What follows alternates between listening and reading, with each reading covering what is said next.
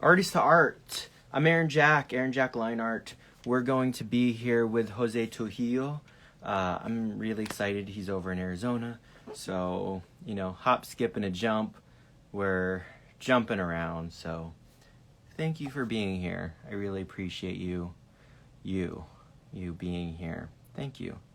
Thank you, Emma. Thank you, Caitlin. Thank you, SW. I appreciate you for being here. We're going to be here with Jose, so we're going to get Jose on here. That's our goal. That's our beingness today, is we're going to be here together. So I'd like to invite you to invite your friends, ask questions. That's really what it is. Write them in the comments afterwards.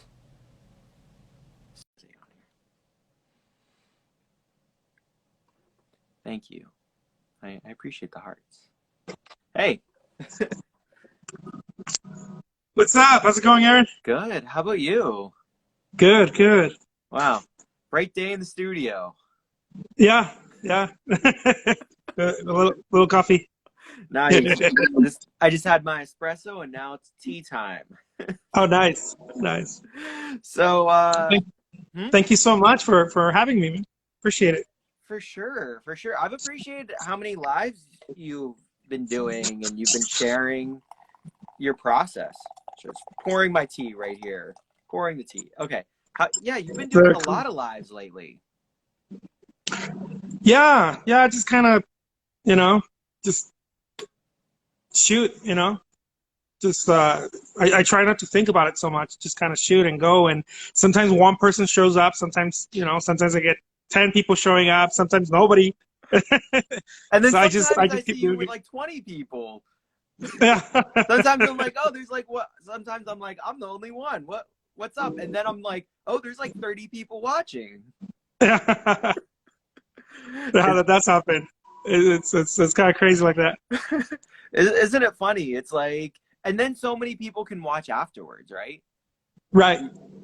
Especially if you save it on Save on it. save it and then upload it on YouTube and do all that kind of stuff. Oh, do you do that? Do you upload it on YouTube? Yeah, I try to as much as possible. I can't do it with every single one of them because I do way too many lives, but I try to upload at least 2-3 videos a day on YouTube. Wow. Based on the lives. Wow. Yeah. That's incredible. What got you into doing it that way? Well, I started listening to people like Gary Vee and the type of marketing gurus, I guess, and they were talking about it, how the best way to do it is to not edit, kind of like just shoot raw. Sorry, there's a train going by. No, it's okay. That's shooting raw. Yeah, and just shoot and just do it raw and upload and it just made sense. It just made sense. It worked for me because I feel like I spend so much time in the studio that I don't really create time to go edit. I have some friends who tell me, "Oh, dude, I edited a video, but it took him 8 hours to edit." I'm like, I can't. I couldn't do that. I had to shoot it and just upload it. Right. I'm right there with you. All of these right now, cool. We're talking and it's up there. It's up there on IGTV. So, but that's cool. You go through like the YouTube process. So let's check. You're in your studio though, right? Yeah. Do you want to just show us around a little bit? Yeah, sure. Cool. Yeah, feel free to it's a little messy, but flip the camera and just take us on a little tour.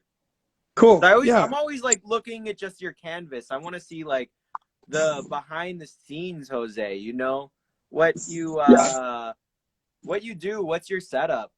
What is So my absolutely. My setup is pretty simple. Sorry, it's really messy as I think studios. That's the way it should be. So my setup right here is a glass table Mm-hmm. And this glass table is it's about 22 or 24 inches by 48 across. And so this is my oil, where I put all my oil stuff. Wow. So the brushes right here, and then I get all the brushes. Wow. And most of this stuff is for the smaller work that I do for when I auction my work on eBay and whatnot. I use a lot of this smaller canvases, this Uh-huh. Michaels canvases. And then here's where I dry my stuff. Wow. So I have racks right here, Mm-hmm. and then I have some more racks over here back. This is before I go on. This is where I do some of the paper, some works on paper. It's all over the place. Wow. I'm And impressed so, by your production here. oh, thank you. Yeah, I'm impressed. I try to keep moving as, and there's some stuff in the back.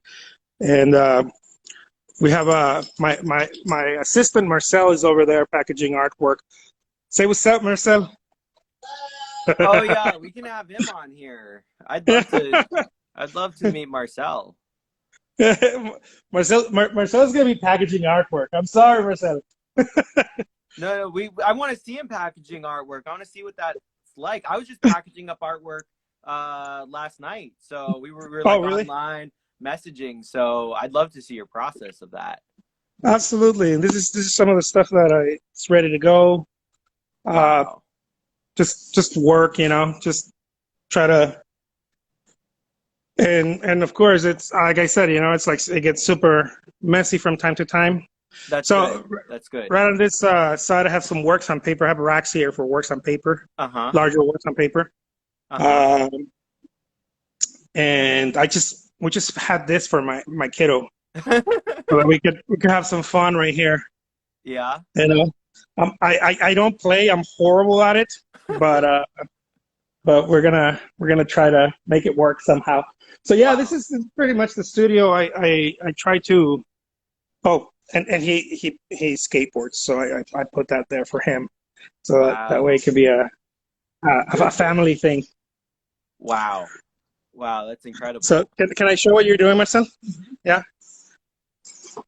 I'm just making corners so I can slap.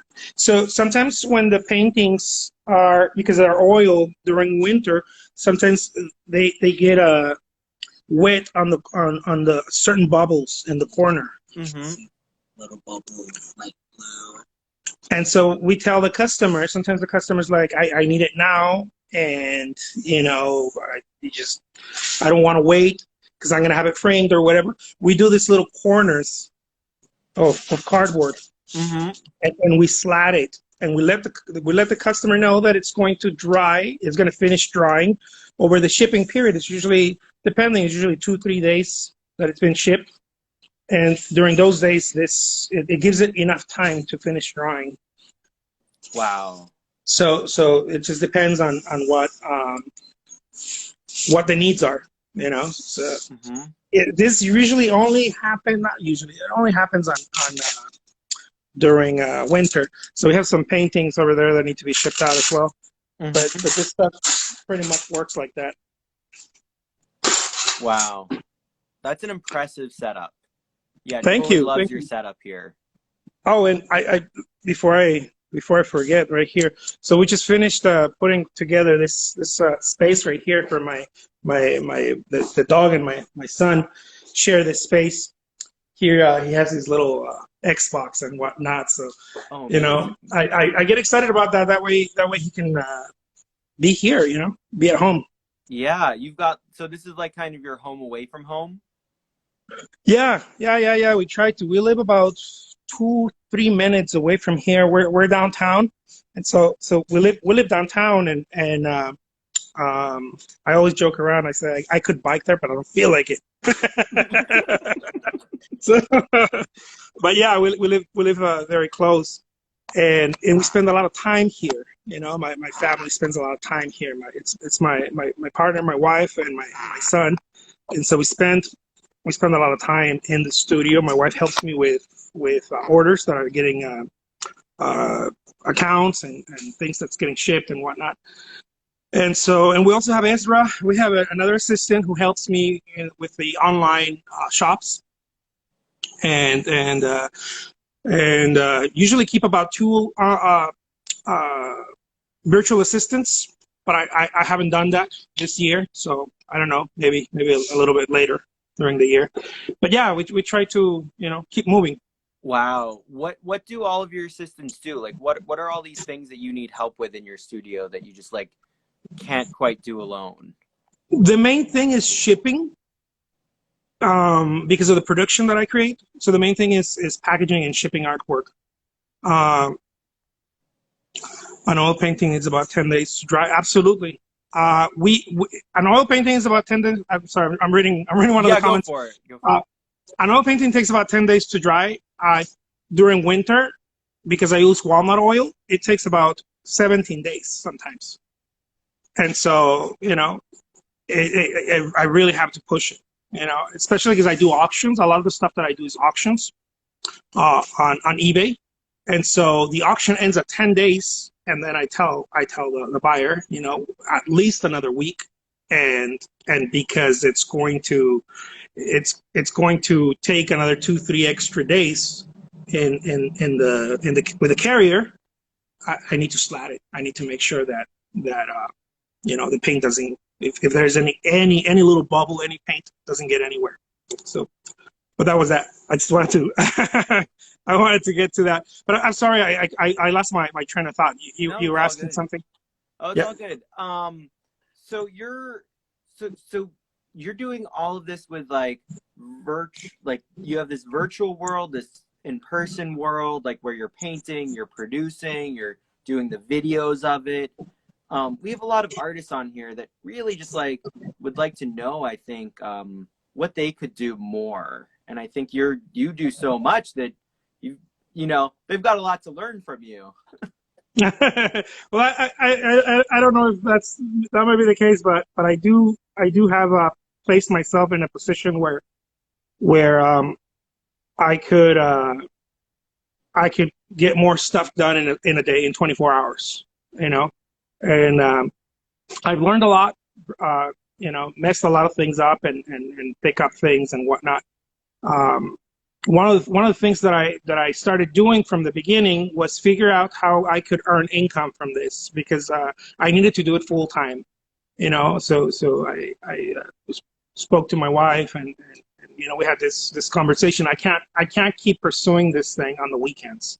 Like, we're gonna have to amp this thing up, and so I figured out a way to do it full time, and right from the beginning I started moving full time into it, and then after that, it was just like, how can we do more? Not necessarily create more artwork, but how can we reach more people? How can we reach? At the end of the day, I play around with this, but it's very true. At the end of the day, the number one challenge that I believe every working artist has is not enough people know you. The most artists that I talk to think to have this challenge that I don't have inspiration today, or I don't feel like working today, or I don't know what themes to work on, or maybe my skill set is not at the level that I want it. Maybe I need more training with color theory or whatever. That's not really what I found out, is that's not really the real challenge. The real challenge is not enough people know you. And over the years, I've sold a lot of work. I've been fortunate enough to sell a lot of work. I've been able to make a full-time living and take care of my family. And so I started finding out certain things, and I started noticing certain things in common with other artists who are also full-time and other artists who are not, whether they want to or not, right? But there's certain common threads that I started noticing. Share them. I want to hear. I want to hear these threads. I want to hear. You've done your research. Share that research. Right here. Very cool. I love this. So one of the common threads that I find with artists who are full-time or are generating opportunities for themselves, whether it's studio, gallery shows or sales or whatever, whatever their little heart desires, right? But let's say that they're getting opportunities. One of the first things is that they don't paint when they feel like it. They paint because they have to, right?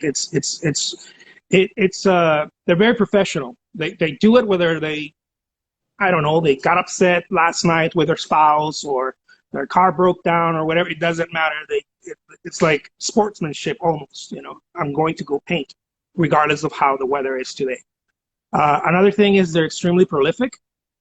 Doesn't mean that they create tons of work. No, they're prolific in the sense that they're able to create because they're very professional. They create on command, and so they're able to create multiple pieces,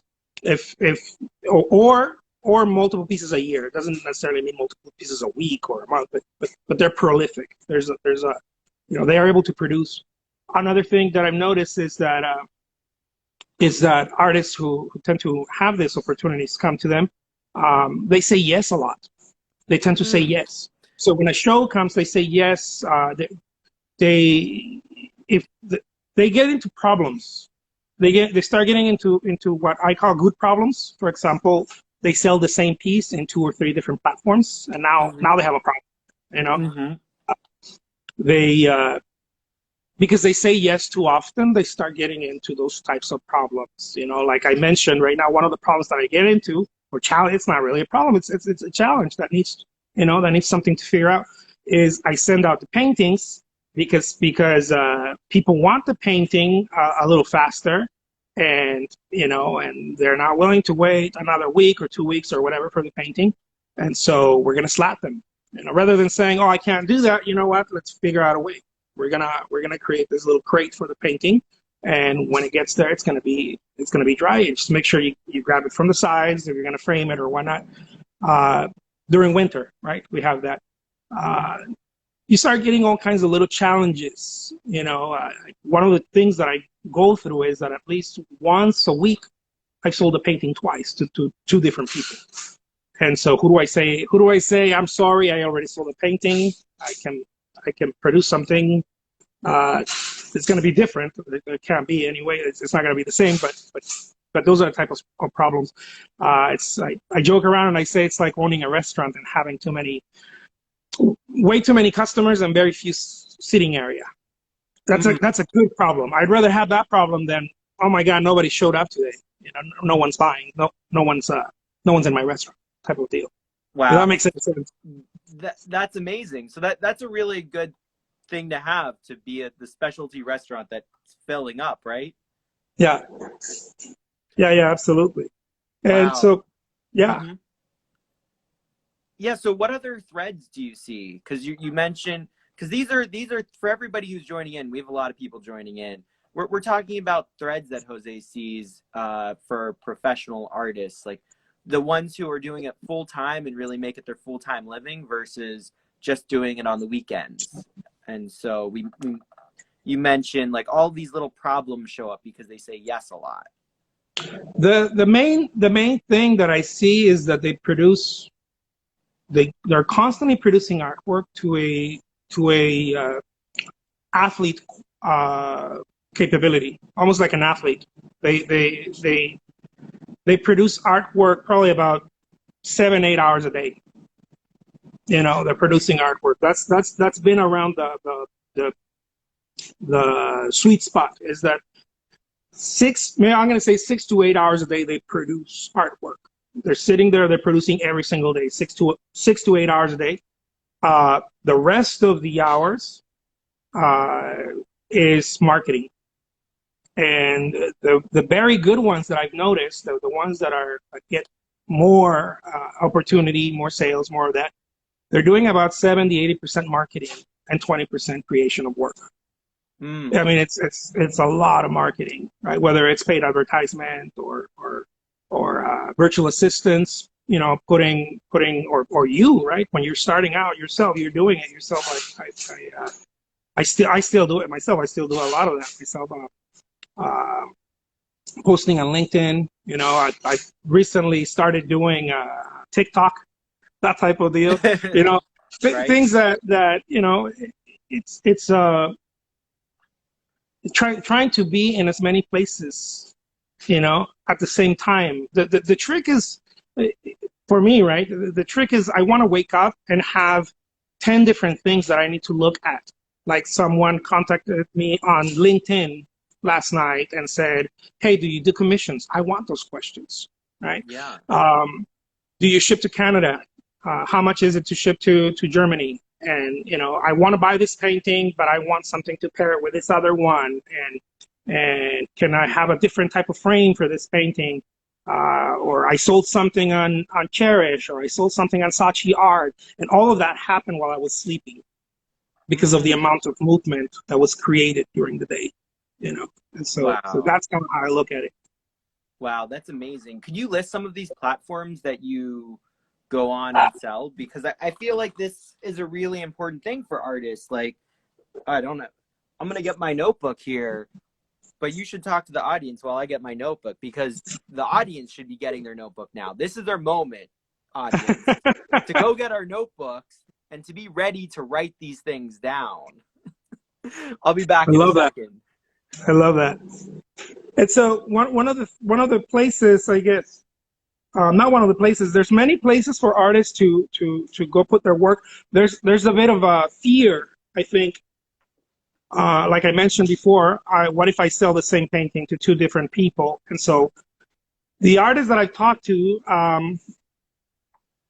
tend to have this fear. I had this fear. I remember I was afraid of putting the same work. Like, for example, if I make a painting, I was afraid of putting it on eBay and on Etsy at the same time, because my fear was like, oh my God, what if I sell it twice?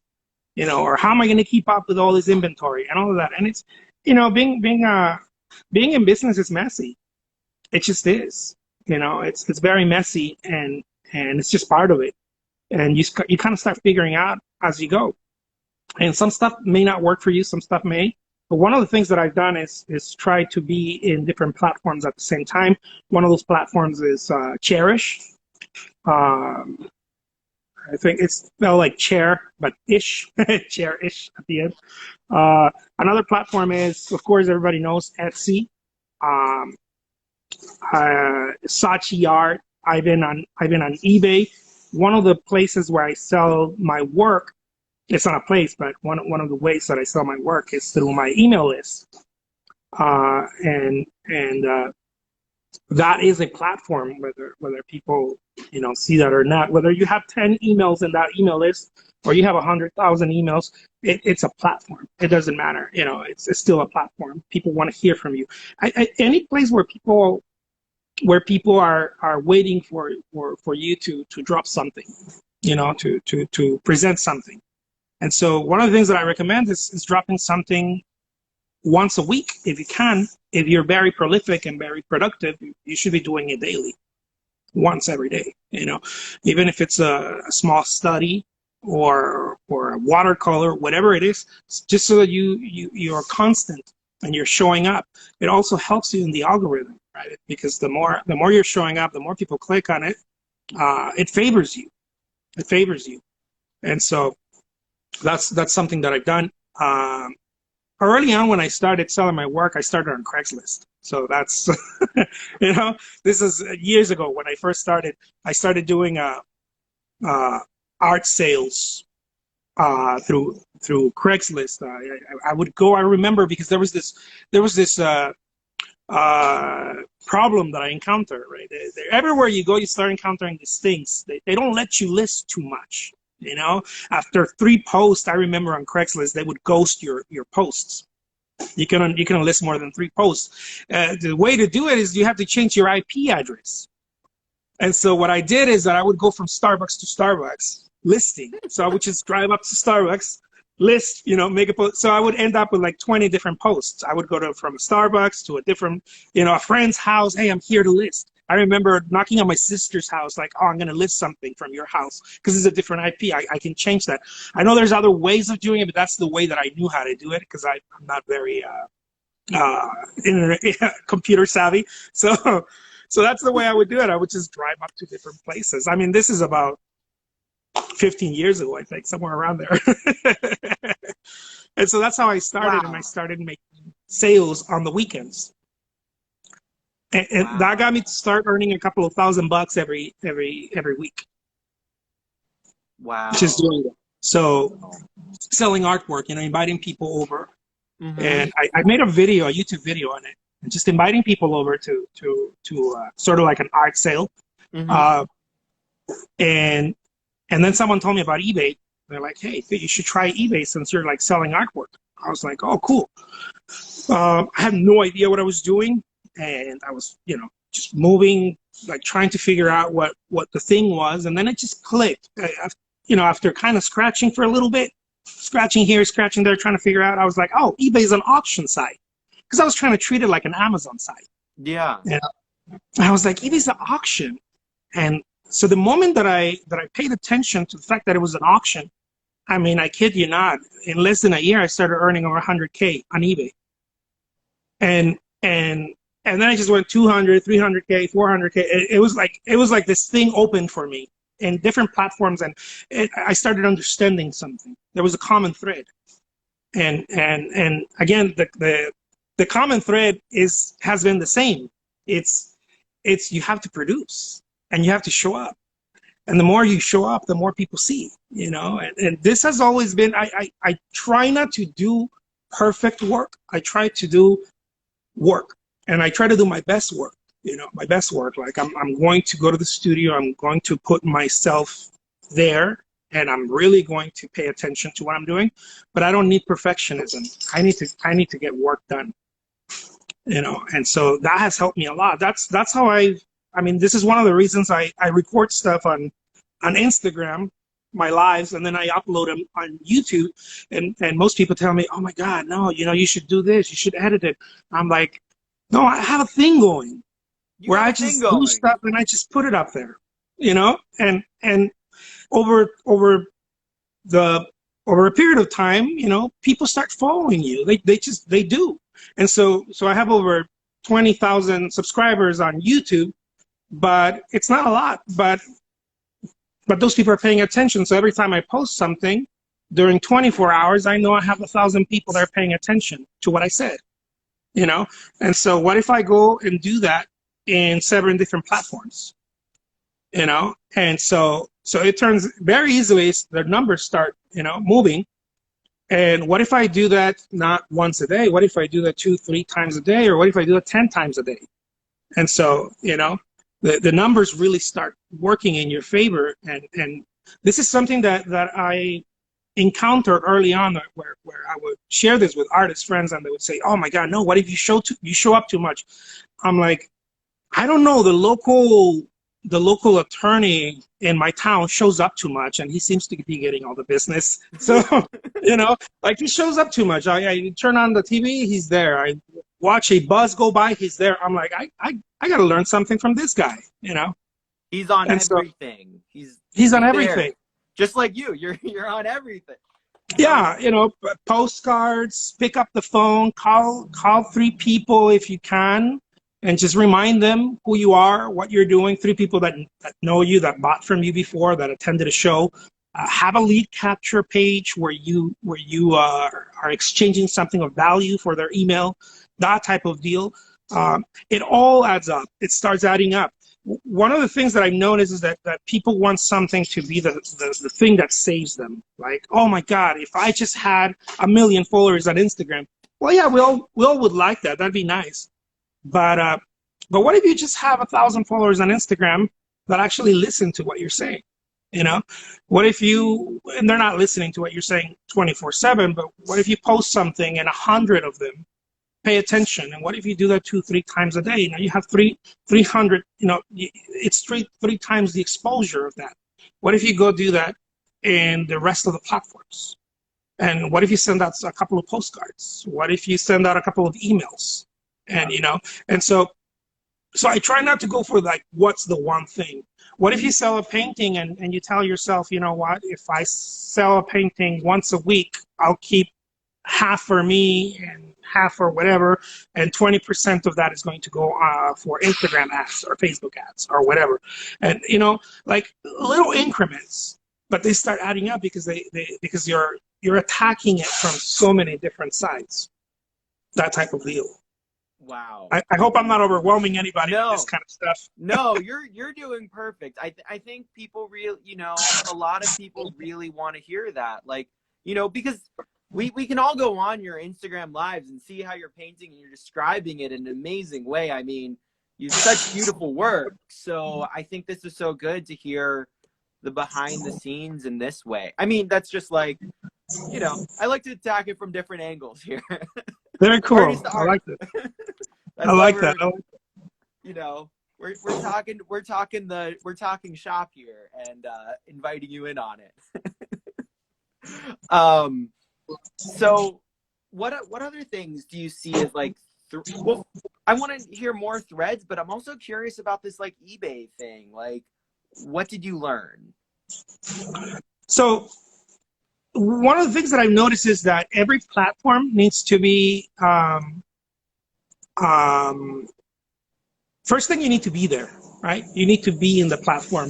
A lot of people that have asked me about eBay, they're not really there. They go and they take all their 20 paintings or 50 paintings that they've created or that they have available in their studio, and then they'll post them the same day on eBay and try to see what happens. And that's like me saying I'm going to go to the gym and I'm going to try all the weights, and lift all the weights and see what happened at the end of the week. Well, nothing. I just got sore muscles and a pain somewhere in my shoulders or something. Nothing's going to happen. And so you got to be there. There has to be a consistency. And this is the thing that I think that most of us have a hard time with, because it's like planting a seed, that you have to water, and it's not going to give you any return yet. You're just going to have to be there, and just kind of look at it, and hopefully one day it'll start sprouting. When it starts sprouting, it's going to start teaching you where to go, And so what I mean by this, I'm not trying to make it like super no, abstract. Go for it. I love it. Go to the heart. Awesome. So what I mean by it is that eBay is an auction site. Okay, you have to be there, but understand that eBay is an auction site, and auctions only really work when people are winning. You can't win as an artist. And so that is the hardest thing for people to understand. The way you win at an auction is in the multiples. So for example, someone takes something to an auction on eBay. They say, oh, I made this little painting, this really nice painting, whatever, 6 by 6 inches. I see a lot of people that do like daily painters, that type of deal. And they put something at auction on eBay. And they say, I'm afraid that people are not going to give me anything for it. So I'm going to start the auction at $25 or $60 or $100 or whatever.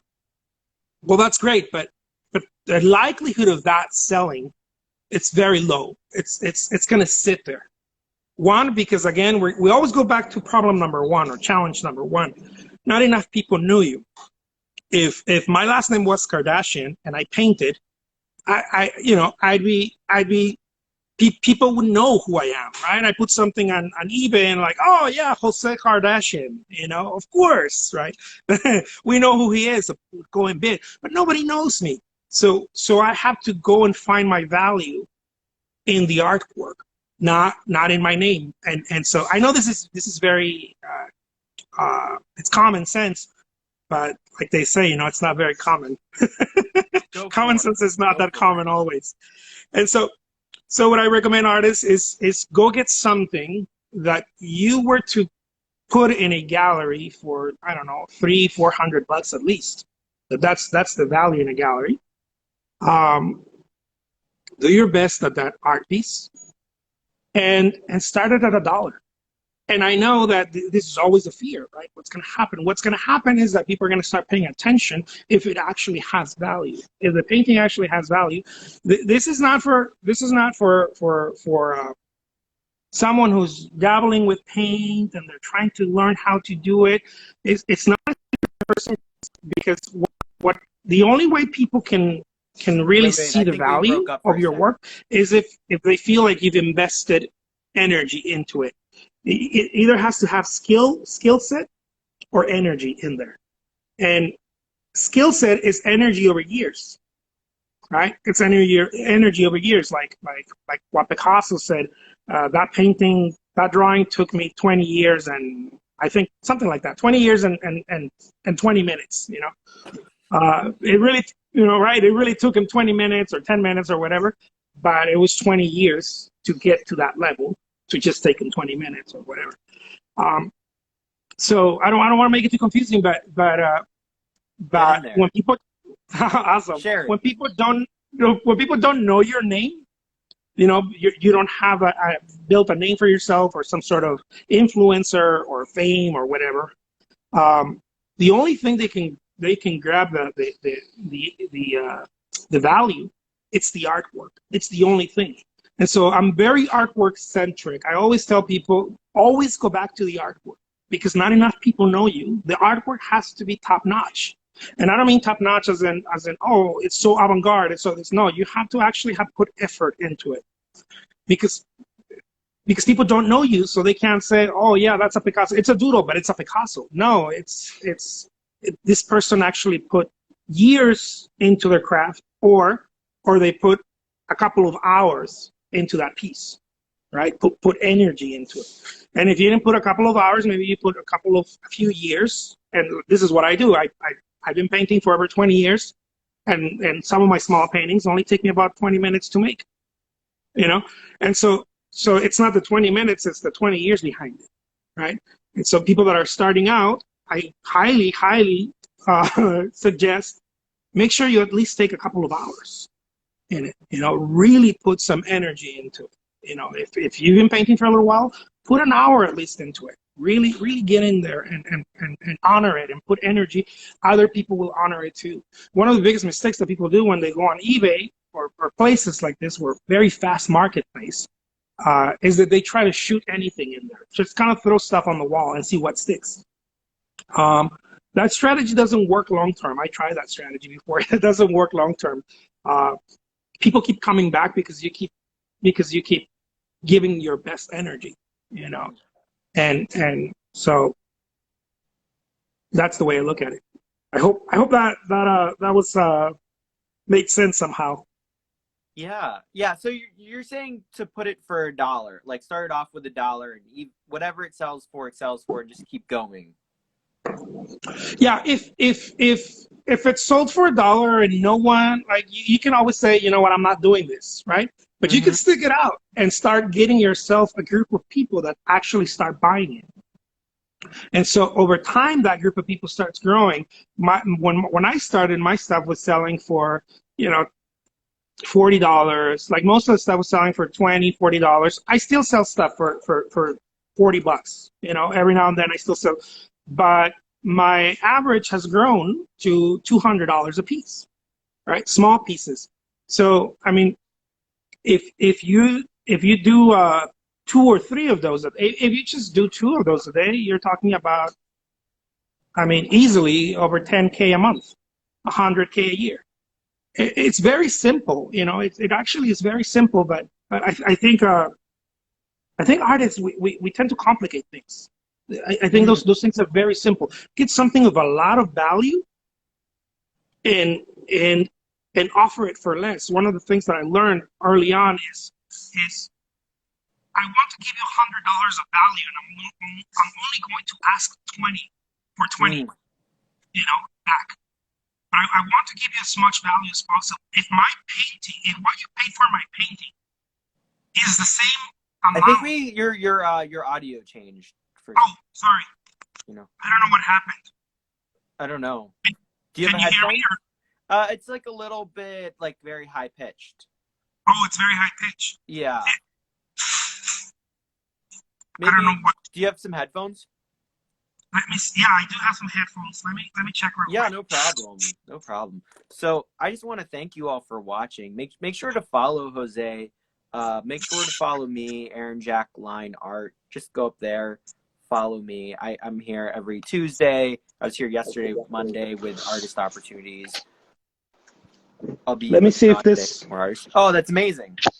Does it work better? Oh yeah, perfect. We're right back. Awesome. So sorry, I didn't mean to cut you off. First eBay auction today. So there we go. You're inspiring people already. Very cool. Very cool. Yeah, it's at the end of the day, it's a matter of it's a matter of value, you know. And so value first. It's always the offer. It always has to do with value. Where people get this wrong again is I'm gonna get my worst painting or a painting that I don't like or whatever, and I'm going to try to see if I can get what I would get in a gallery. No, if I am putting something, even if I'm selling something directly, like if I'm selling something to you and it's worth, if you're paying me what it's worth, you're not going to feel like you won. This is a very common, this is a law in pretty much in transactions. The only reason we buy something is because we feel that it's worth more than what I paid. So one example of this is go to a movie. We used to, pre-COVID, we used to go to a movie theater. We sit there. Even today, we watch something on Netflix. Well, whatever show you're watching, the producers paid millions and millions of dollars to create. And they're only asking you $5 a month, or they're asking you, $20 for the movie or whatever. Of course, where they're gaining is in the massive numbers, but essentially that's what it is. If you go to a restaurant and you felt like you paid too much and the experience wasn't good, you don't really feel like coming back. Where we find value as humans is I got more than what I paid. Not because I did something negative to someone, I robbed someone. No, it's because I need to feel like I won. If I didn't feel like I win, why would I do business with you again? So one of the things that I do when I following this principle, I call it a law, make it all serious. Following this principle, one of the things that I do is when I work with galleries, or I'm working with, hey, why don't we use your platform to sell my work, or your email list, or whatever. I do this kind of joint ventures with other people. I'm going to give you 60% of the sale. We're not going to go 50-50. You're going to take 60%. So if I sell a painting for $1,000, you're getting $600. Because if you didn't win, there's no reason why you're going to want to come back to me and make this make this transaction again. So this is called in the old business world, it's called bleeding. You have to bleed a little, because it's in the multiple transactions where you start winning. And so you have to leave some quote unquote blood on the table, right? You have to bleed a little bit. Make them believe they actually are, but make them feel and believe that they won, so they want to come back. Right. I think that's just like that's good for everybody, really. It's not like anybody's losing here, but it's kind of in the creator's mind. We complicate things, as you say sometimes. Right. That's good for everyone because that person may do that once with you, but what if you're doing that once with 10 different people? Right. Or once a week with that person, or once a week with another person, or whatever. This is the principle of the auction as well. I'm getting something that in a gallery is $600, and I'm going to put it at $1. And the only reason you're going to bid on that is because you feel like it's way worth more than the dollar, and so that's why you would bid on it. You see what I mean? That's a very interesting idea. That the value proposition. Yeah, the value has to be much higher, always. And I do this with everything. I do this with galleries and direct sales. If I'm selling something online on my email list, I'll take something that, hey, the gallery price is $3,000. Let's say the gallery price is $3,000. When I sell it in a gallery, I'm going to get $1,500. The gallery keeps $1,500. We know what the deal is. I'm going to take this, and I'm only going to ask $800 or $1,000. I'm not even going to act as I'm just going to ask $1,500. No, I want to make it super juicy, so that they want to act fast. They want to act quick. This is not slicing prices just for the sake of slicing prices. This actually creates momentum, and people start walking into your store. People start actually raising their hand and saying, "I do like that, but can you make me a commission? Can it be different?" And so you start making all these opportunities out of putting something of value. Something that I learned from Gary Vaynerchuk a while back was, if you want to sell the cow, give away the milk. You know, make a party and give away the milk, and then put a price tag on the cow. You know, you're going to create the momentum, the traffic.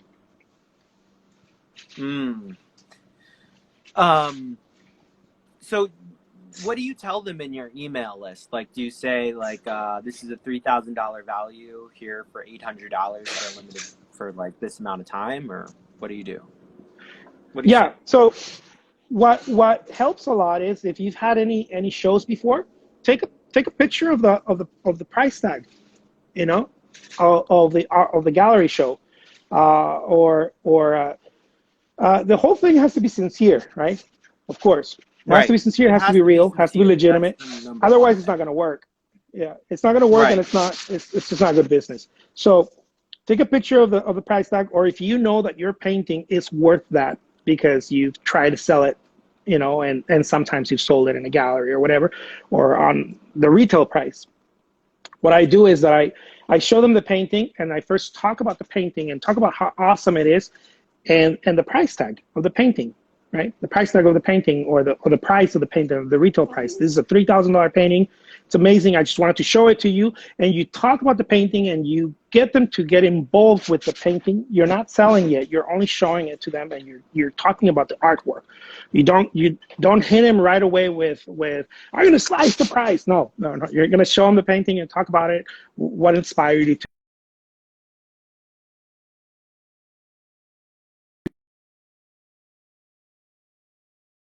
Sorry, you froze there for a second. There we go. Alert here. Yeah. We're back. And so not gonna awesome. Price yet. We're back. No. And by the way, this is not a good strategy to do to run your business that way. This is to generate traffic and to generate people walking into your store or asking questions. You know. And so what I do is I talk about the painting. Different places that we're out at, so it's very important to understand, you know, and it's good for the, you know, even the buyer to understand some of this, because it's like it's coming from a sincere place. It's just like that connection. Right. So, I'm willing to let go. I'm willing to slice the price on a painting to generate eyeballs. You know, I'm willing to do that, and the buyer knows that. And first come, first serve. You know, if you know that and you're excited about that, I'm not going to be doing that with all my work, but I will be doing that to generate traffic to my store. And if you were the one who took the advantage of that sale, then awesome. You know, you won. We all win. Right. And so this what I do is I talk about the painting. I walk them through the artwork, and then I tell them something very simple. I don't try to do any of that cheesy stuff like, you can have it for it. No, I just say, hey, look, this is the actual price of the painting, okay? But I'm going to do this for 72 hours or for 24 hours. And it must absolutely be that. There can't be no games with it, because trust is everything in a transaction. If people can't trust you, there's no business. You know, trust is everything. So if I say this is only going to be for 24 hours, it's only going to be for 24 hours. Don't next day if someone says, oh, I want it, can I get it? And if you do take it, if you actually, one of the problems is needing the money. You know, so in the beginning we do certain things because we feel like we need the money. When you get to a place where you don't need the money, an extra job or something else, it's a way to do it because you're not from lack or need. You're actually to do something that benefits everybody, you know. So if I say this is only going to be for 24 hours, I'm going to take this $3,000 painting and I'm going to offer it for $600 or $800 or whatever. and leave it at that. Most people are not going to say, oh my God, I want to buy it. No, what happens is they're going to start asking you questions. The question is what leads to the sale. Not everybody, if you make a sale, that's awesome. What starts happening is, oh my God, Jose, or they email you, so I can pick up the phone. Jose, I've been thinking about you, man. I bought something from you last year. You know what? My sister just bought a new house and she's looking for a painting. I told her about you. Here's her number. Here's her email. Can you get back to her? What you're doing is you're giving them reasons to think about you again, to walk into your environment. Maybe click on the link and go to your store, to your shop, or to raise their hand and start asking questions. You want movement. One of the worst things that happens is that we make a sale and then we're like, oh, I don't want them to think that I'm desperate and I don't want to contact them anymore. I don't know. What you want is movement, because it's like blood. You need circulation. You need circulation. Energy is that way. I found out that getting paid as an artist, it's the same way. I want to throw a couple of postcards and let people know, hey, look, I really appreciate your business, this and that. I've been thinking about you, just for you, right? And really, it's just for them, because I'm just throwing those postcards for them. Just for you, I'm going to send you a free a print, a limited edition fine art print. You're not asking them for anything. I'm just going to do this. Pick which one you want. And now they emailed you and they're like, oh my God, I like the one in the middle, or I want number 2 or whatever. And now they're giving you permission to continue the conversation and to continue the circulation. You see what I mean? And so it doesn't make sense if you're doing this only once, or if you do this with only one person. It makes sense if you're doing this in different platforms and in different things. So it's almost like you're walking and you're just hitting all these bells. Right. It's it's the wheels. It's the wheels. Spin them. I can't hear you. Oh, can you hear me now? I think you're can tell me. Let me see if I. Yeah. See, can you hear me now?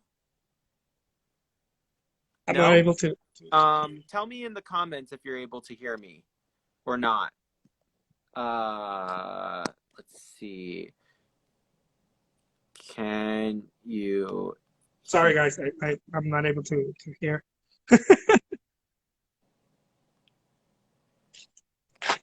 Let's see. Let me answer this question. Okay. Figure that out. Okay. SHTIK says, I have a question. Would theoretically a business degree or an art degree be helpful in our line of career in your option? I think so. I think anything that you can, I think anything that can help you with creating art or not creating art. I'm sorry. Anything that can help you with transactions with business, any sort of marketing is helpful. I don't necessarily think you should go get one. I think it's what I found out about marketing and business. It's very hands-on. It's very hands-on. The theory kind of I'm not much for the theory stuff, because it's always changing and moving, and so the principles remain the same, but it's always changing. And so you want to get your hands kind of quote unquote dirty into the game. The principle is always the same: offer value, right? Offer value in exchange of whatever, something. That's never going to go away, but the platform does change, and the way you ask does change. The way you ask does change, whether you're doing it on Instagram or whatever. Go ahead, Aaron. Oh yeah, can you hear me now? No. I'm gonna X you out. Come back. Okay. Okay. You wanna stop it, or you wanna start it over? Keep going, but start it over. Just X and come back. Okay. Yeah. Cool. Me. Yeah. So hopefully that what is sign language, and we'll get Jose back in thank you, Judy, for wanting to come in. We'll have you another time. Make sure to follow me, Aaron Jack Line Art. And we're going to get Jose back in here. Hopefully everybody can hear. Make sure to follow Aaron Jack Line Art. I'm here every Tuesday, Artist Art. Can you hear me now? Yes?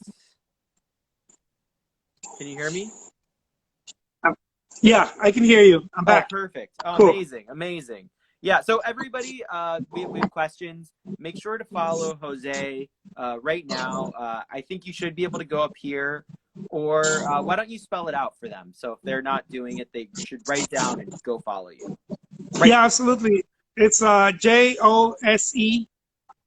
T. I'm thinking about my name. Jose Trujillo Art. Jose Trujillo Art. Perfect. Come here, Sonic. Hi. Oh, there we go. There we go. Say hi. What's Say your hi, dog's Sonic. name? Sonic. Sonic. Perfect. We love Sonic. Give us some emojis for Sonic. Everybody loves Sonic. Right? And make sure to follow me, Aaron Jack Line Art. I'm here usually every Tuesday, and then Thursdays I'm over at Freedom Tapestry Project. Very cool. Very cool. I appreciate that. Yeah. And yesterday I had two amazing guests on, and we talked about like artist opportunities, like two people who give like opportunities to artists. And I was just like, so cool. Like, yeah. So, and I'm happy to have you on here talking about this, because I was just like, oh, we're going to talk about art, but you never know where it's going to go. You never know, because inspiration of the day, right? I love that. It's good a good conversation, right? You don't know where it's going to go on. Yeah. I really appreciate you. I acknowledge what you're doing. It's really cool. So thank you so much. Yeah, of course. I just like what something that just comes naturally to me that I just love doing is like whenever I'm going around creating art and running around the world is going and talking to people and asking them questions, and just being curious and photographing and creating art. And so I'm just like, oh, I've been thinking about like, how can I do this in a way that I'm also sharing that information, sharing those ideas, sharing that inspiration that I'm having, and hopefully bring people along on the ride and create together. Like, this is about community. We're in this community together, whether Absolutely. we're artists or buyers, collectors, galleries, whoever, or just people who just enjoy art and artists and who enjoy living, really. Absolutely. If you're just a person who enjoys living or want to enjoy living. One thing I want to add to that, because I think that's very, very valuable. If you're an artist, don't try to do this gig yourself. Get connected to community.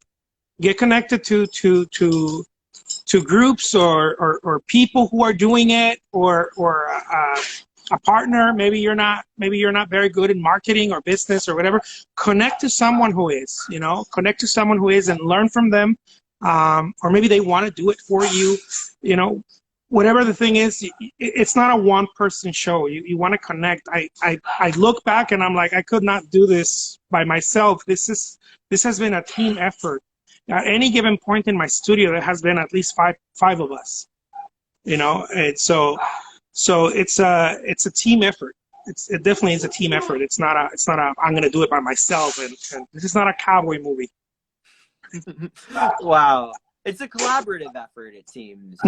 Right? Absolutely. Wow. Absolutely. And the community supports you too. So it's when you're starting out, a lot of people just want to help.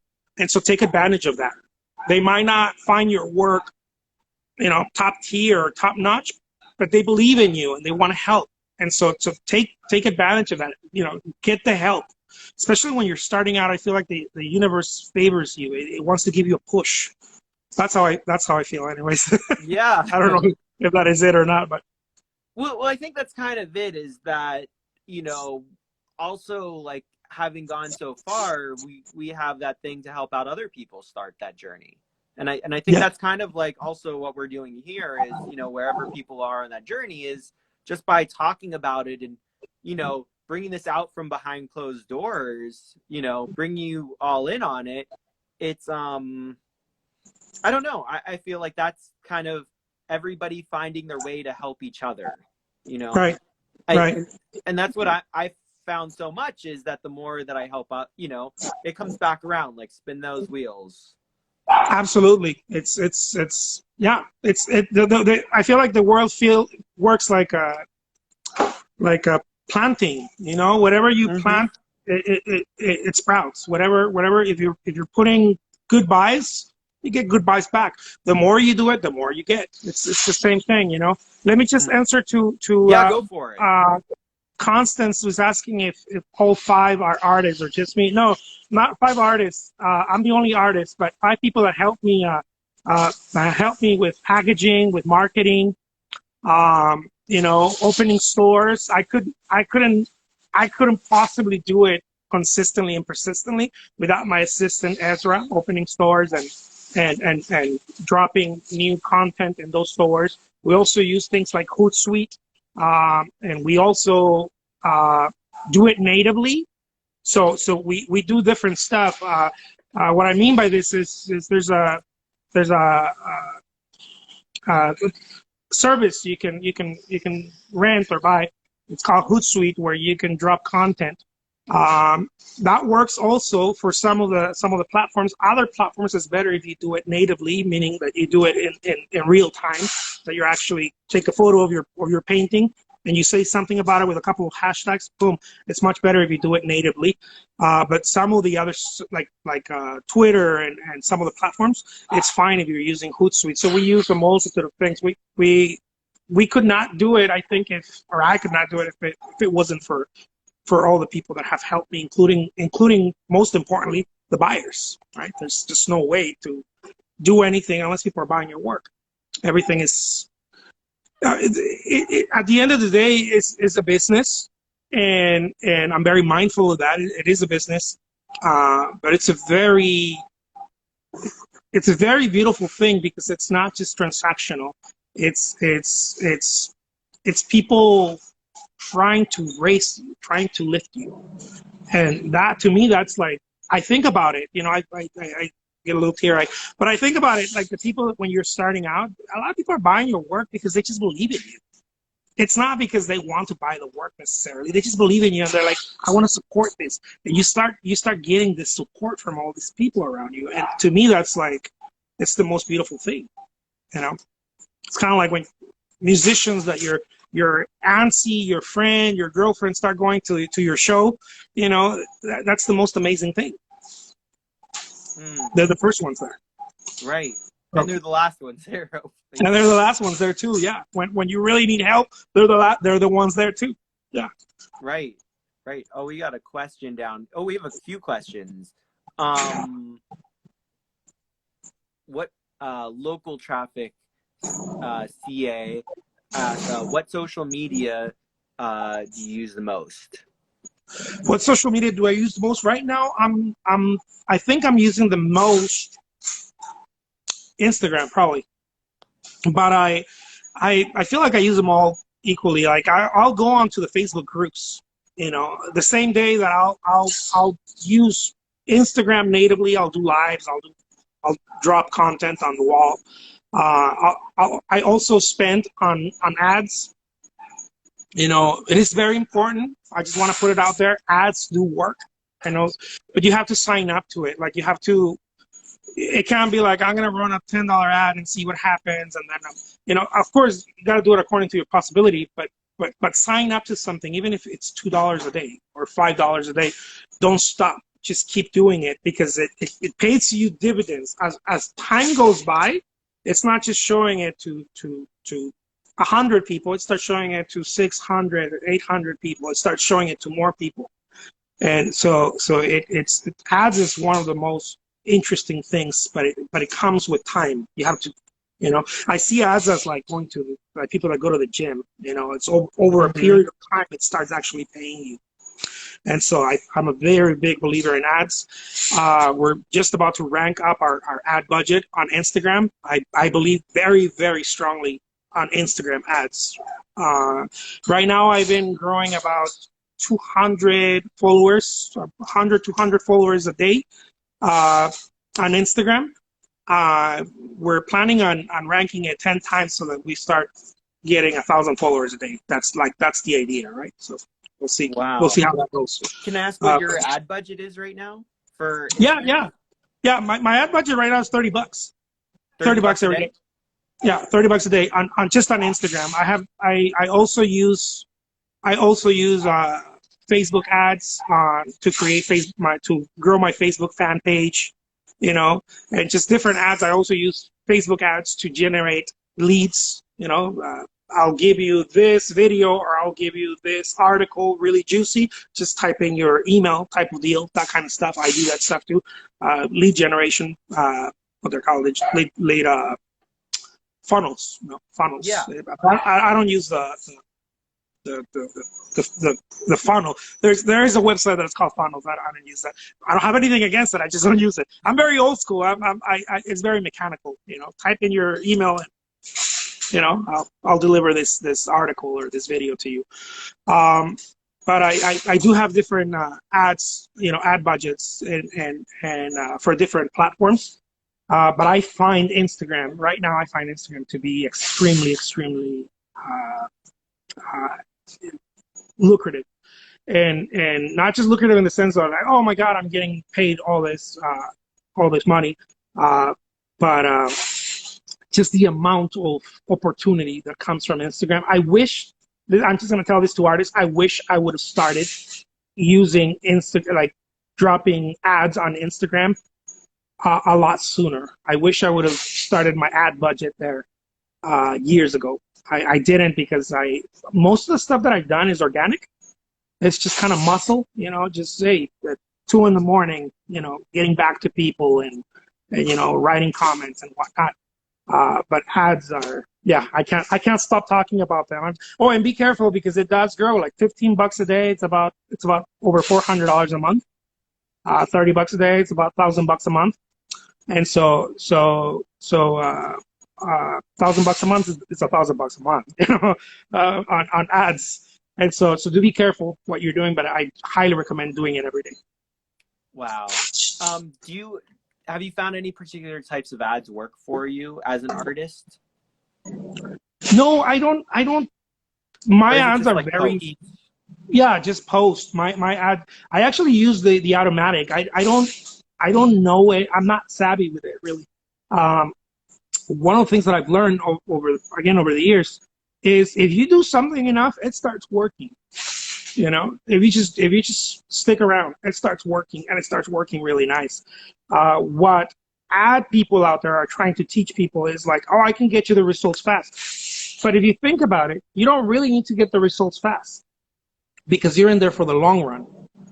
And so just sit there and keep doing it. You're not throwing your money away because people are getting to know you. If you're really signed up to being a full-time artist and to do this, you're not throwing your money away.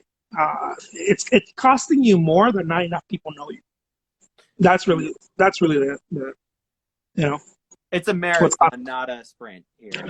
It's a marathon. And don't worry about doing it right or perfect. Take a picture of your artwork, put it on the wall, and run a $2 or $5 ad if you can. If you want to test $100 ads or whatever, do it, but make sure that you stick with it. The bottom line is you have to stick with it. And so what we're doing right now is just incrementing the ad budget. We want to take it to I mean, the idea would be to spend. Yeah, I mean, I told my wife the other day, the idea would be to spend about $30K on ads on Instagram a month. That would be, but I'm shooting at the moon. Shoot at the moon here. What other things would you do if you could shoot at the moon? What would you love to do? Like if you could have the coolest commissions in the world, what would you do? If I could run that again, I'm sorry. Like the coolest commissions. Like if someone asked you, here's a bunch of money, what do you want to do? What do I want to do? With all this money you got to commission, what do you want to do for it? I would want to go and start large scale work. I don't know, 5-7 feet canvases, and do a series of like 100 of those large scale work. Is something that has always interested me. I don't do much of it because it's not necessarily where I get paid the most.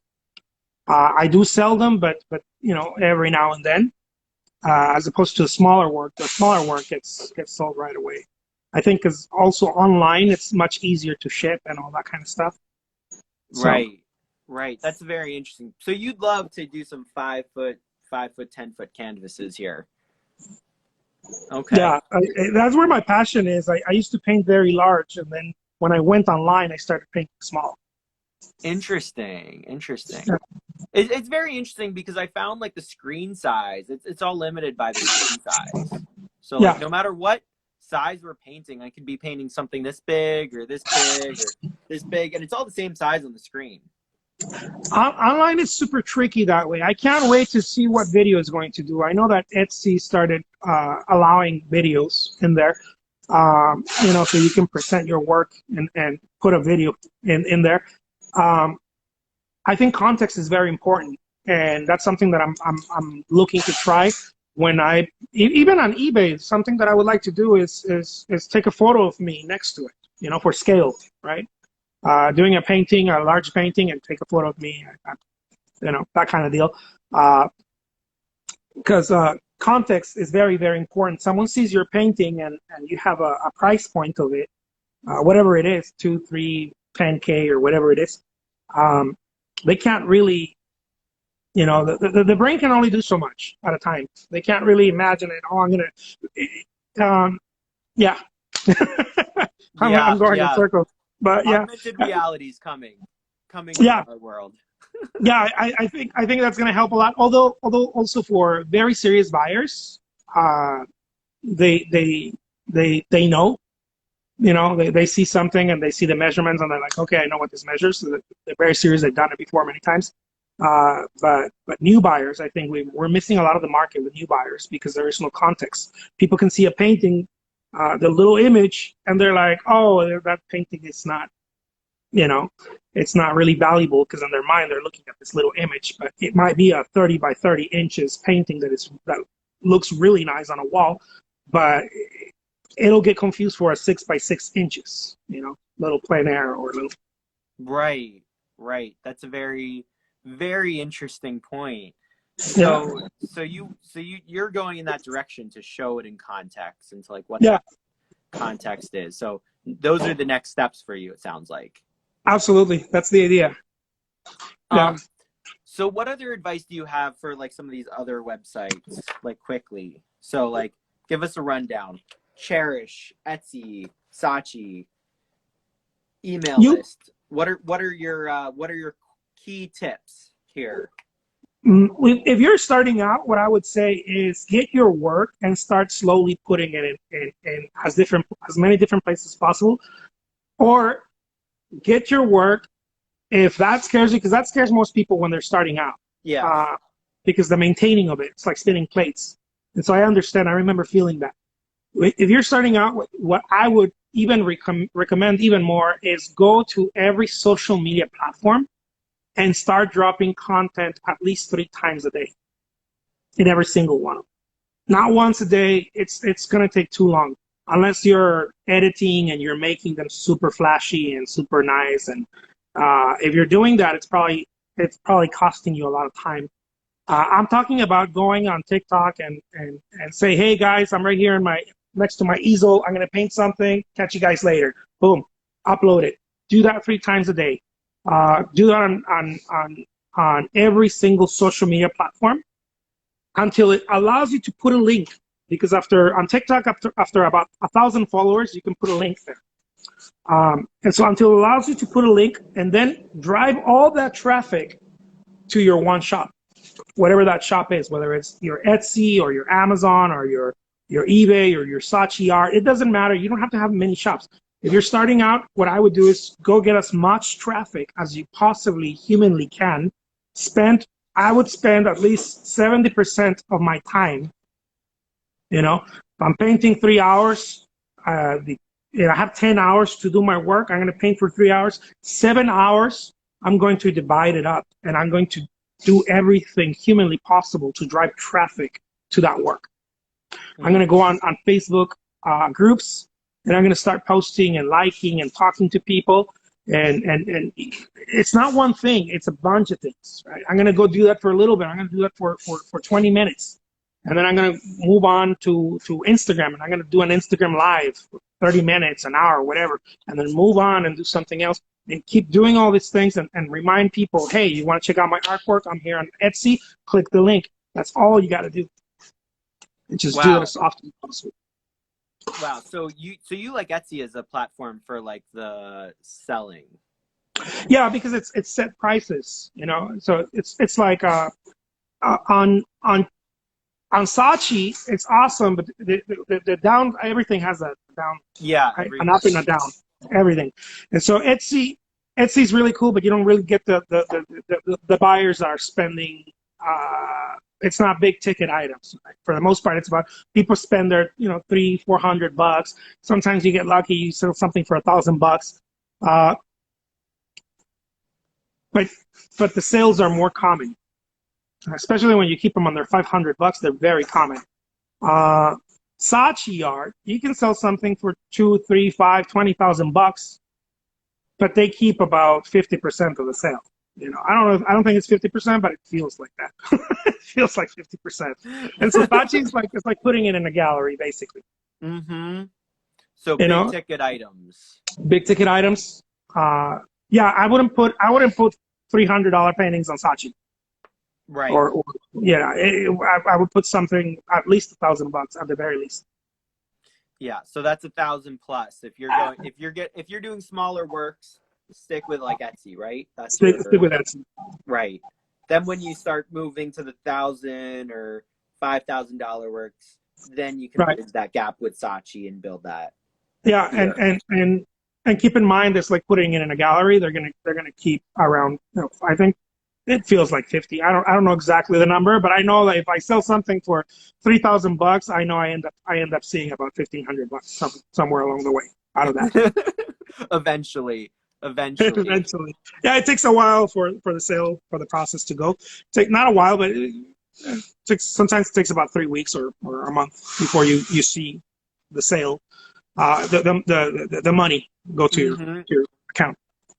Right. So Diddy asked 30%. Mm-hmm. Oh yeah. That's Phyllis says 30%. Didi says, how often do you sell art? Oh, okay. So there it is, 30%. Okay. I'm sorry. Anything around there feels like 50% to me. Right. Because you're spending so much time and money on like. I'm thinking about my assistants. I have to pay them too, and so I kind of round it up. So what was the question? I'm sorry. Oh, how often do you sell art? How often I sell art? Every day, multiple times a day, every single day. Wow. The number one goal in the studio is getting known, right? So that we can sell art. So really, the number one goal is selling art, but you can't sell art unless you're known. So the number one goal is it's funny like that. It's selling art, but it's getting known. Right. It's a very, very interesting thing about that. Yeah. Would you like to say, before we go in a minute or two, maybe we'll just so that people can see some of the art that you're actually doing, we'll just kind of run through a little bit here. If you want to say a couple words about the art itself. Yeah, well, the paintings like this, the paintings that I have, these are paintings that I do on Instagram Live, and for the most part, these are the paintings that I auction on eBay, smaller format that I auction on eBay. So this one measures 10 by 20 inches. This is a landscape painting, as you can see, and I try to keep my work very simple so that I'm able to not go through the artistic anxiety, I guess, that can easily happen. So one of the things that I've learned is do my work as simple as possible. And I do that with everything, not just the stuff that I do on eBay. I do that with all of my work. Everything has to be simple so that I'm able to enjoy it and I'm able to put as much heart into it, Keep it simple. Keep it simple. Keep it simple. Yeah. This is Keep another it. work. This is a palette knife. I think a palette knife painting of sky sunset. Again, I hover between expressionism and abstraction. Some people say it's got the realism in there. I can see what it is, but not quite yet. You really have to sit there and look at it, to start getting the idea of what it's representing. Hmm. I'm just running through it a little bit, Cool, so cool. feel free before we end this. I just want to give a chance for everybody to really, check out what we're talking about, because we're talking a lot about the studio, the back end talk, all of that. And I think sometimes people confuse that with like not really caring and having the heart about the work, but I don't know, like they have to go hand in hand in order to keep Right. producing, right? Right. Yeah, it's impossible to produce at scale if you don't love what you're doing. I think it's very impossible. You'll end up going through what people call burnout, just dissatisfied, all those negative things. I think all those negative things happen because you don't want to do the work because you don't feel comfortable with the work. And so it took years for me. It took understanding. You fall back in love with your work. One of the things that happens is when you're starting out as an artist, you produce very little. And then you kind of push yourself to show up daily and produce, like, become a professional and produce daily. And you kind of get sick of your work. And I think the reason why that happens, of course, certainly not to everybody, but to a lot of artists that I've spoken with, including myself, you get sick of it because you were never put in an uncomfortable situation where you have to show up and do it. Regardless of how you feel about yourself that day, or about the world, or about your work, or whatever is going on in your day, you have to produce. And so you go through a period where you get kind of sick of your work, and then you fall back in love with it again. I call it returning home. You fall back in love with it, and then it's not only that you love your work, you feel bliss consistently and persistently about your work because you do it from a state of peace. It's a very Zen type of thing. You start feeling a lot of peace around your work. You don't have this idea of, oh, my work has to be so good. No, it is good because you're doing it. It's perfect because you're there, not because the work is giving you something for you to think about how perfect or how good it is. No, it's good because you're giving yourself to it. Mm. And so you fall back in love with it. Wow. Kind of falling in love with the process itself, it sounds like. Right. You fall in love with the process. Again, right, because it requires, I think it requires for you to be very present, very, very, have a lot of attention in what you're doing. And so that gets you out of your head. In the beginning, there's a lot of fears. Am I going to repeat myself? Is it going to be? I'm so tired of using the same color blue. I'm so tired of using the same palette. I need to change the format. The composition is the same. The subject matter is the same. And on and on. I need to think of something. Oh my God, my work is so derivative. I need to create something avant-garde. And all of this stuff just flies through artists' heads.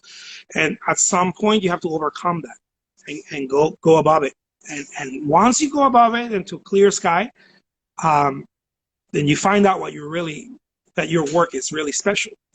And you have to go beyond your mind. Mm. Go beyond the mind. Go beyond the mind. What words? Go beyond the mind. On the philosophical end here, I feel like that's so important in the practice, is what is it to go beyond the mind, and how to even, as you say, like the 70-30, you do the 70% marketing, and you've even seemed to have fallen in love with that aspect and gone beyond the mind of like, oh, I have to do this, that, it seems like you're spinning those plates and enjoying those aspects of it, where the work comes with it. Yeah, because it's extremely necessary, and so I I'm at a place in my career right now where I don't fight things that are necessary. I try not to anymore. You know, like, okay, what do we need to do? We need to create artwork. Okay, what are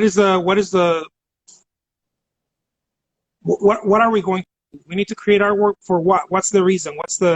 You know, what's the reason behind it? The true reason. Oh well, so that we can continue to do this, so that we can, you know, and on and on. We can pay the bills. We can support our support system.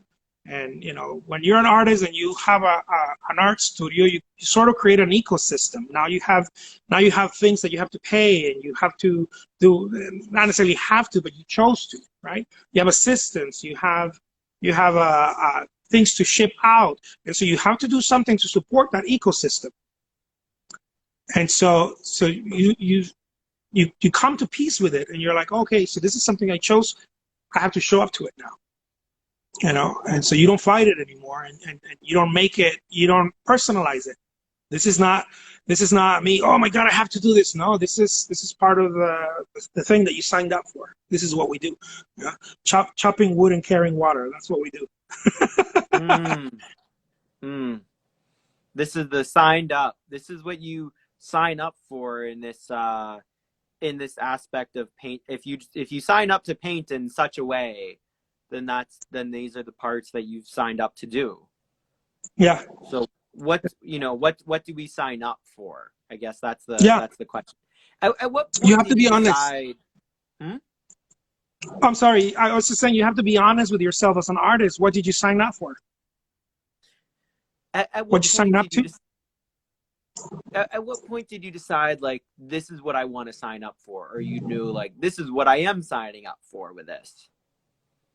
I don't think you know in the beginning. I feel like it's like a partnership, or you know, like like a good friendship, or a good romantic relationship, or a marriage, or something like that, or being a parent. I don't think you know what you're signing up for. You know, I think there's so much prejudice and so much stuff in the mind that you don't really discover what you're signing up for until you start going through it. You start realizing, oh, okay. It reminds me of what I've read about. You know, some soldiers that have confronted combat in war or something like that. They in their memoirs they wrote about. This is a very common thread that I've read about soldiers. They say, at some point you're fighting for each other. You're fighting for your team, for your group, to stay alive and to support each other. It's no longer this nationalist thing. It's no longer this other idea.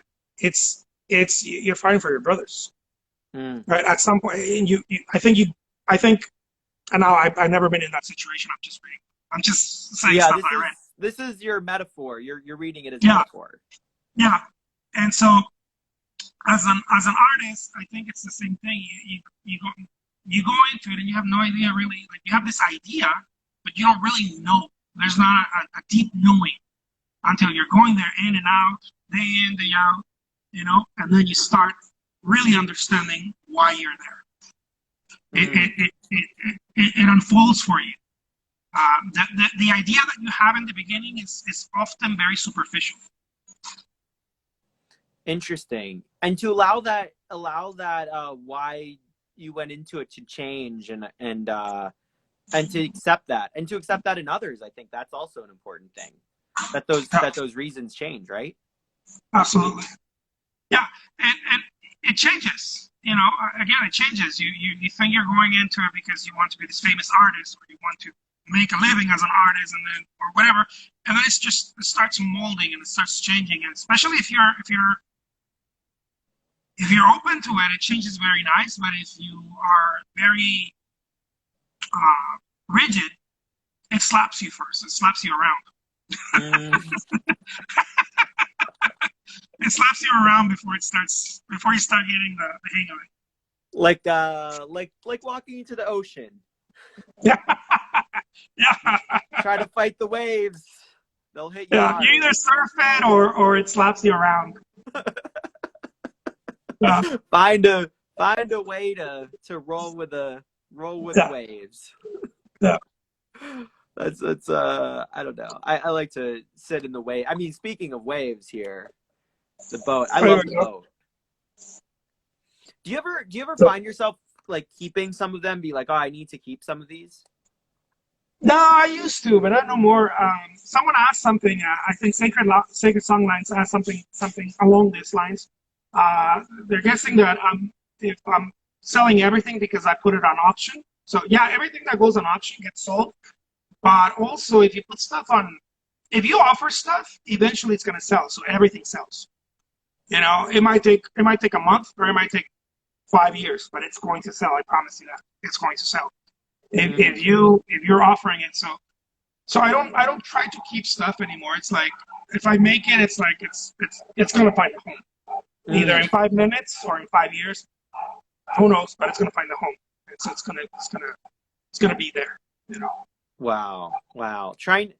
Do, do you mostly find that it's for like people's homes, or do you find it like it finding like other spaces?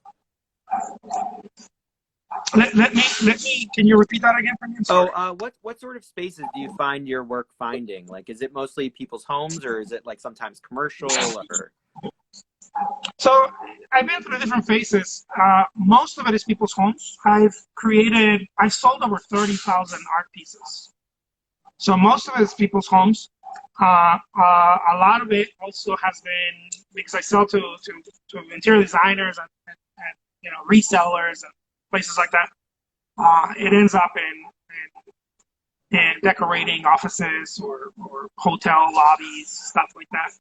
Bed and breakfast, that type of deal. Restaurants, bars.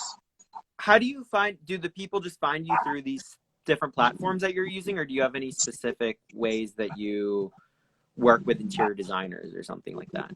Yeah, so it's both. Sometimes people just find me because just throwing stuff out there, social media or whatever, or the same platforms. But I also have different tactics, I guess I would call them, ways that I reach out to the various markets, and again, right? It's value proposition. What do I have?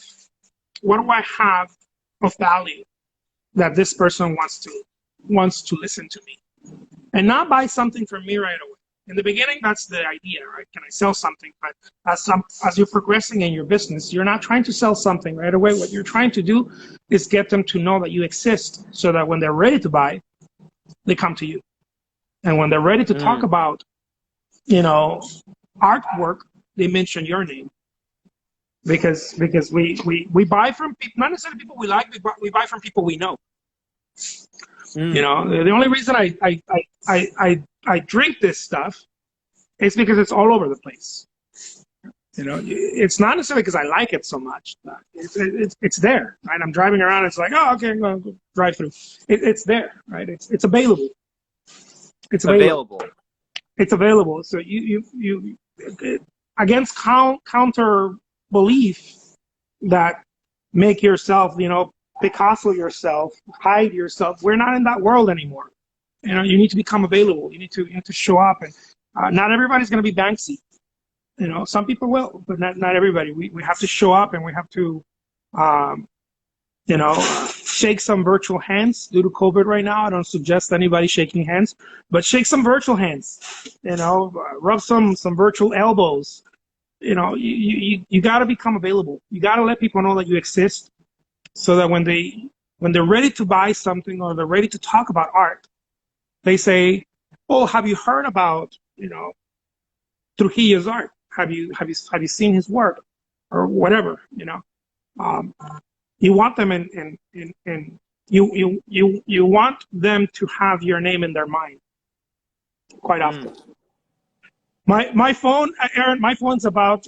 It's about to. I got you. We've been on here for a while. I appreciate all of you being on here. I appreciate you, Jose, for being here. Do you want to leave us with some words of wisdom before you go? Oh my God, words of wisdom. Words of wisdom, words of inspiration for the world that the world needs to hear right now.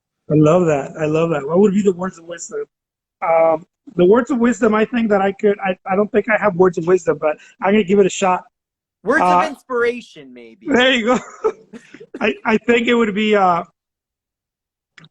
create. Whatever you do, however you feel, whatever you're planning, create. And this doesn't just go for art. It could go, I mean, stop thinking about that website you're wanting to open. Stop thinking about that marketing you want to do. Stop thinking about it. Go do a $2 ad. Go do it. Go if you have bigger budget, do bigger budget. It doesn't matter. Stop thinking about it. Create. Like just, do the Nike thing. Just do it.